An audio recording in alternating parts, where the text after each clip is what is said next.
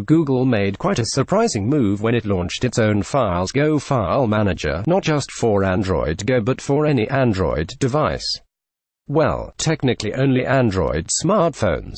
That changes today with Google updating the app with support not just for the big Android screens but a few new features as well, perhaps reinforcing the fact that this is no dream. Google really did launch a file manager and is actively maintaining it.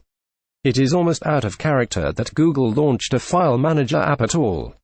Earlier iterations of Android didn't include one and left it to third-party apps to address the absence.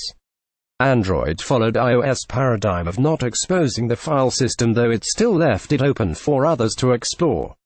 And while Google eventually added one, it buried it deep in the settings app and didn't exactly make it behave like a traditional file manager.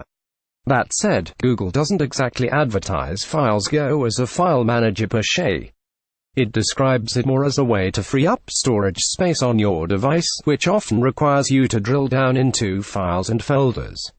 But Google is also applying features, namely machine learning and AI, to achieve that effect without users having to do that manually.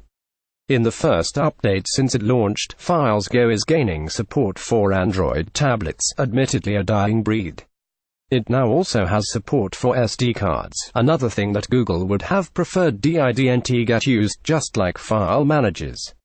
Last but not least, there is a new Open With option when handling files. This would allow you to bypass what has been set by the native Android picker as the default handler for the particular file type. Source: Google.